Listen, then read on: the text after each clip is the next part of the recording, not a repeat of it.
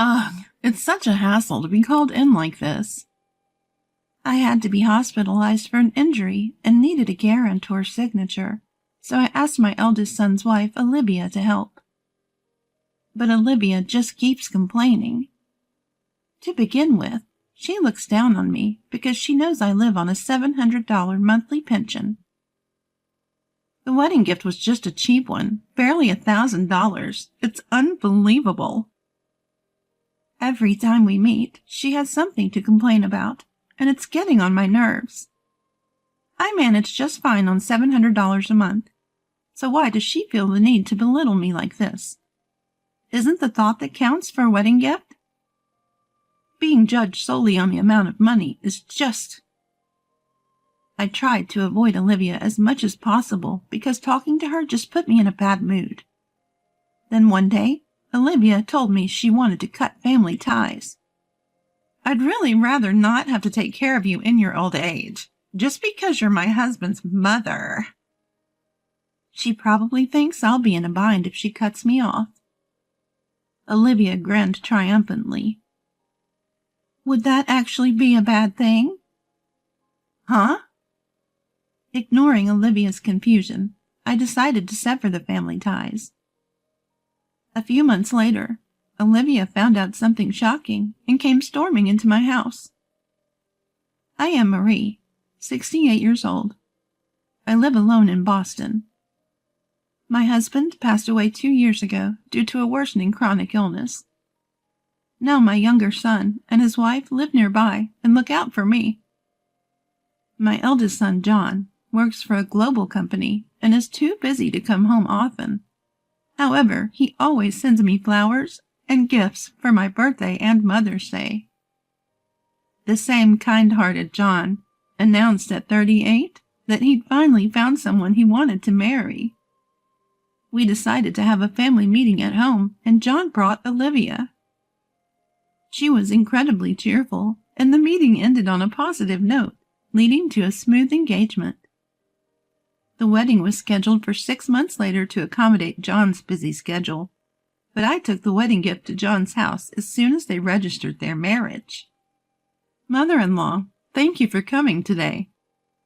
Oh, don't mention it. I'm just here to give the wedding gift.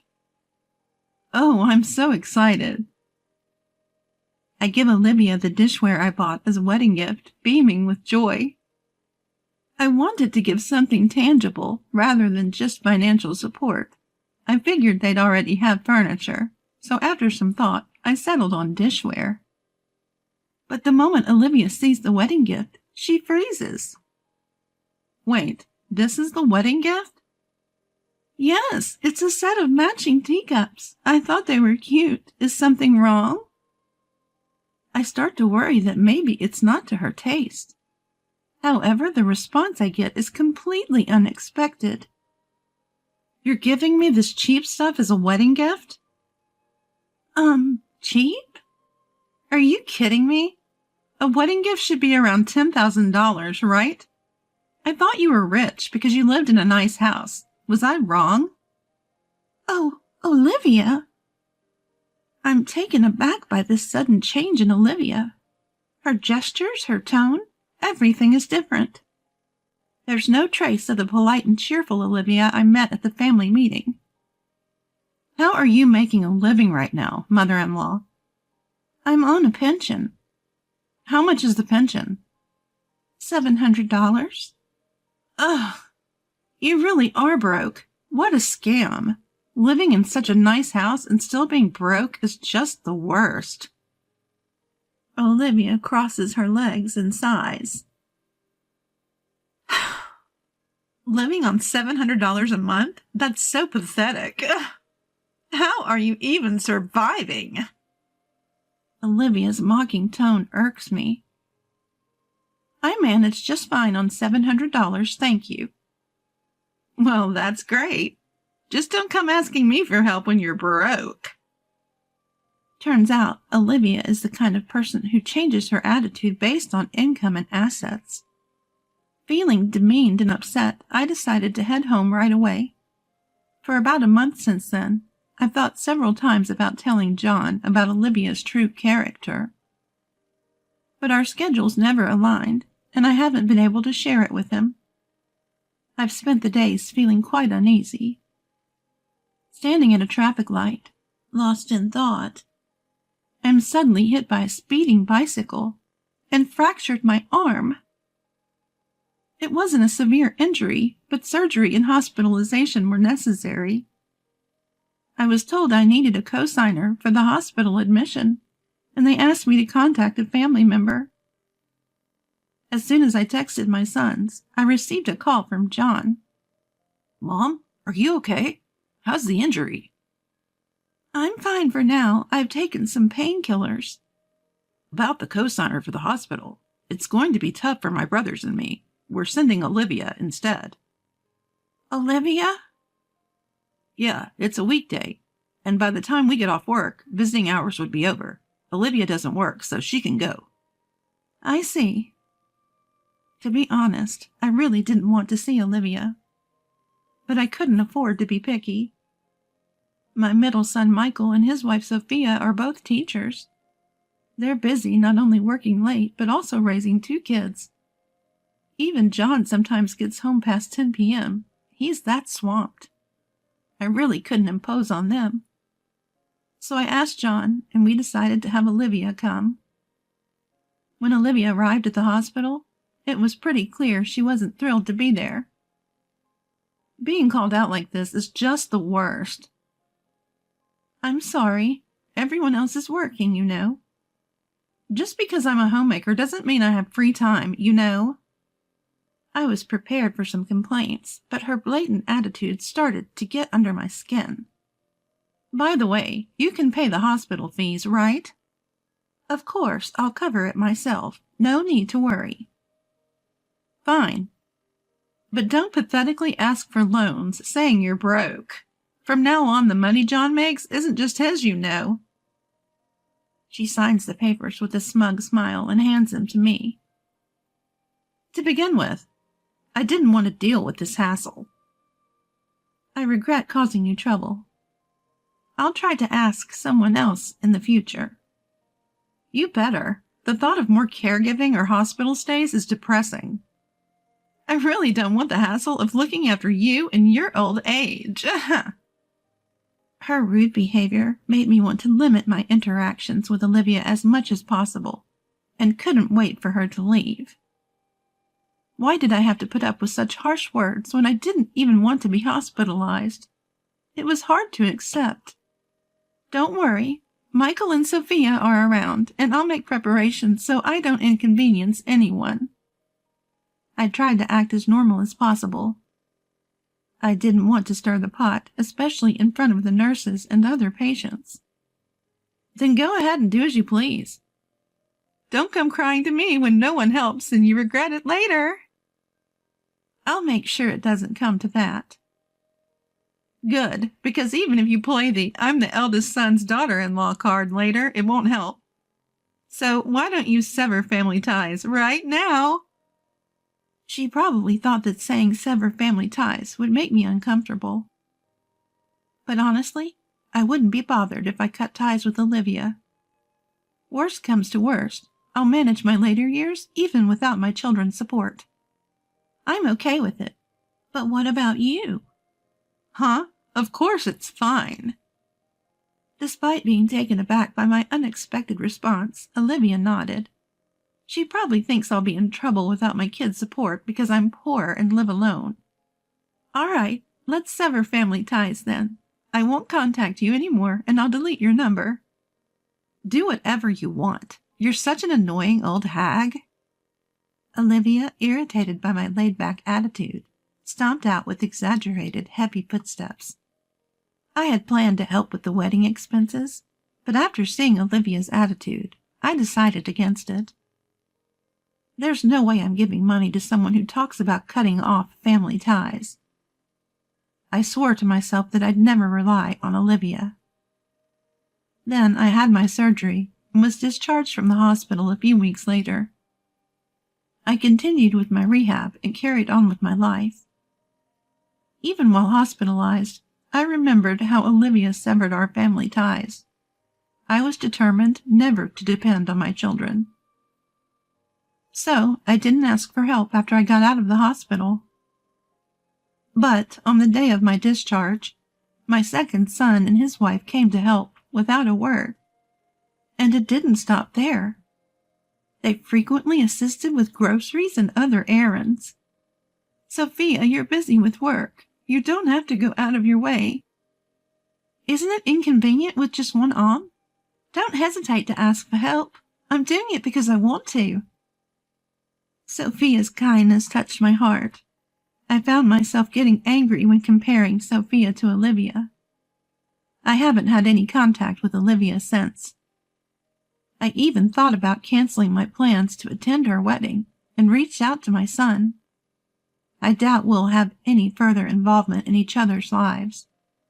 2 weeks after my discharge, I noticed something strange while being taken shopping.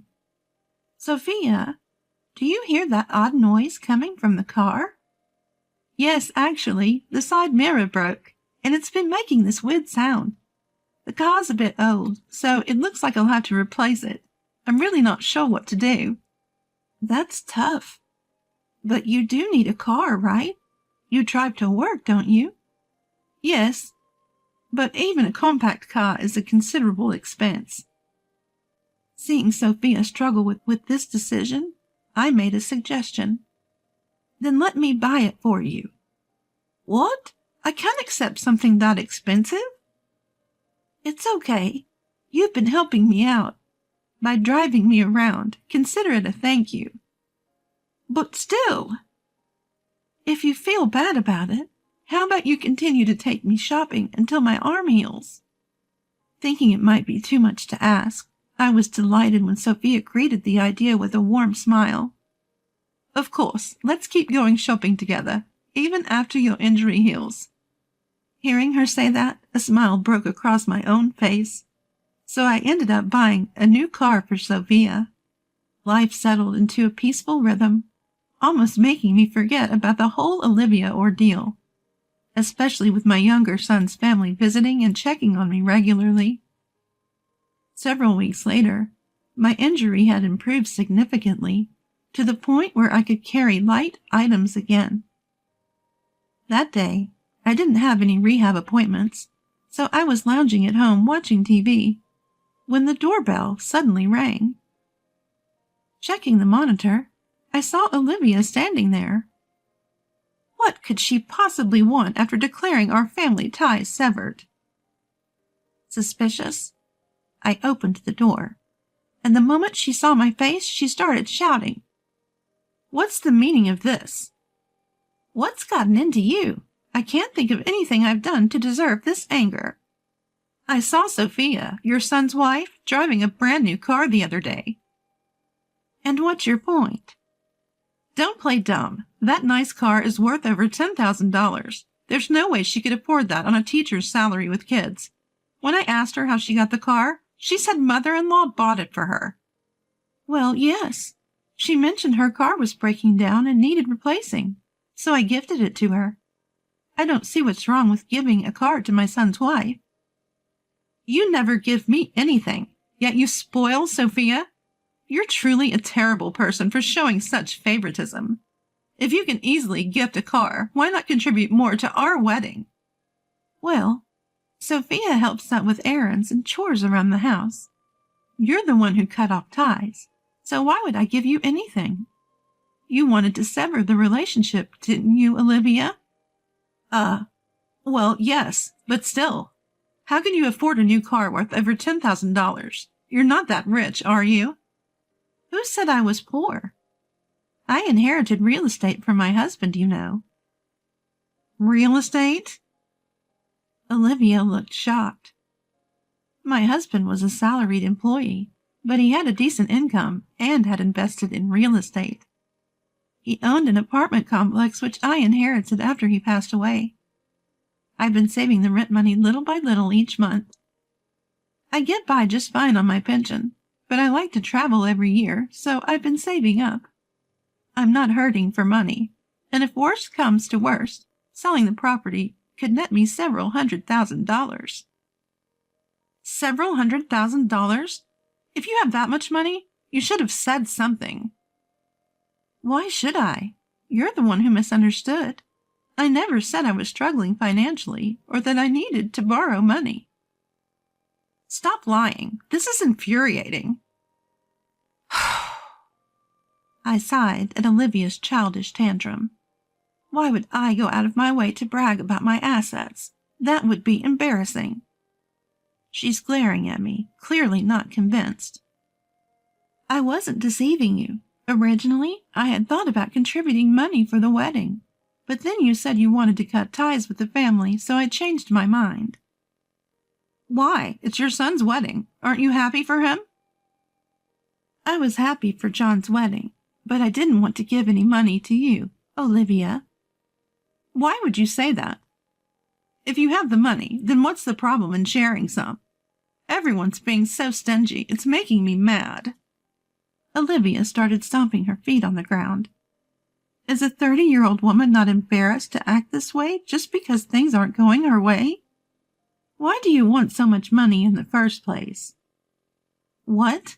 Isn't it obvious? I want to have fun. And there are a lot of things I want to buy. John only gives me $2,000 a month, saying that's enough. $2,000 isn't enough for you? Of course not. Even a decent bag costs at least $5,000.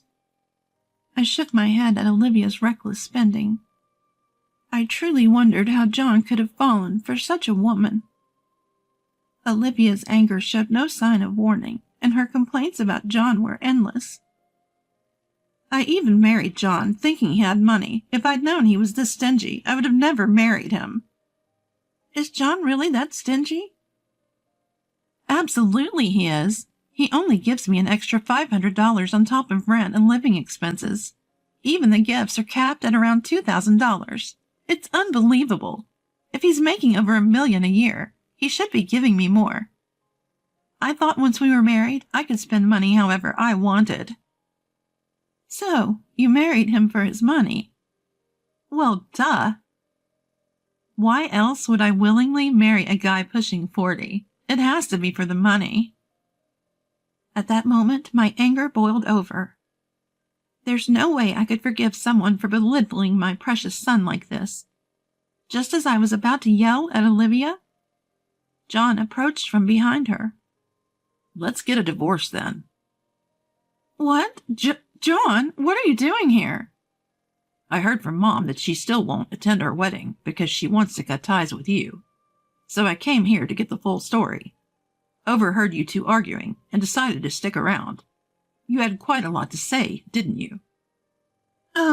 This isn't what it looks like. I mean... Olivia looked panicked, breaking into a cold sweat. I had no idea John was even here. Ignoring the flustered Olivia, I continued to speak. So you came all this way. How long have you been listening? From the part where you were talking about how you could afford to buy a car despite being poor. So you've heard most of the conversation. I've been labeled as poor, and someone who she won't take care of in my old age. That's why she wants to cut ties. No further explanation was given for not attending the wedding. John nodded, his expression stern. I don't need any more explanations. I understand Olivia well enough now. No, you've got it all wrong. This is a misunderstanding. It's not a misunderstanding. I heard you clearly say you're in it for the money. I can't be with someone like that. Let's get a divorce. Wait a minute. Now, of all times? I quit my job because we got married. Olivia desperately grabs onto John's arm, shaking it. But John shakes off her grip, shooting her a cold look. That's not my problem. I hope you find a new job soon. Don't be so heartless. I can't live without you. I have no place to go and no savings. Why don't you sell your clothes and bags for cash? That should get you through a few days. Although I don't know who would rent an apartment to someone without a job. Stop it. Don't say that. I even bragged about marrying you to my friends. How can I tell them there's no marriage now? It's too embarrassing, please. That's all on you. Maybe you'll be the talk of the town for all the wrong reasons. Olivia had never seen John so angry before. A man usually known for his calm demeanor. Her face turns pale as she begins to apologize profusely. I'm sorry. Please forgive me. I won't talk like that again. I don't even need the money. Just don't divorce me. No matter how much she apologized, John's expression remained stern. I can't even stand to look at you anymore. Leave right now. No, please reconsider. Come on, please. Just so you know, it's not only about the money. How could you tell someone's parents that you want to cut ties because you don't want to care for them? If I'd known you were such a cold person, I never would have married you in the first place. At the sound of John's raised voice, Olivia starts to cry. Don't ever show your face in front of me again. No! Olivia starts crying, her face covered by her hands. But no one is there to console her. I felt a bit relieved that John understood her true nature, and I felt relieved that I no longer had to be deceived by such a nasty woman. John, realizing why I declined to attend the wedding, apologized and left. Realizing she's hit a dead end, Olivia gave me a piercing glare and walked away, clearly disappointed. Afterwards, I heard that John and Olivia got divorced, and she moved into an old apartment. Before their marriage, she apparently worked as a receptionist at a shopping mall, but was on the verge of getting fired due to her poor work attitude. It seems like she wanted to marry someone wealthy so she could quit her job quickly. Unable to find another job due to her lack of qualifications and skills, Olivia apparently started working nights. Olivia, now over 30, apparently isn't making as much money as she'd hoped. And I hear she's living a pretty frugal life while complaining all the way. On the other hand, it looks like John has found a new love interest. I was worried about how quickly he'd move on, but after meeting her, I found she's a genuinely calm and sincere person. She herself had been married, cheated on, and then divorced. That common history of divorce brought them together. It's funny how divorce can lead to new beginnings, but I feel more at ease with her. We work together and know each other's character well. John said this with a smile. I consider myself most fortunate to have married and met my children. So I hope John can find a loving family through marriage as well. But marriage isn't the only path to happiness. Some people are choosing not to marry these days, and there's no need to rush into it. If you meet someone wonderful and feel like you want to marry, then go for it. I hope John finds his way to a happy life from here on out.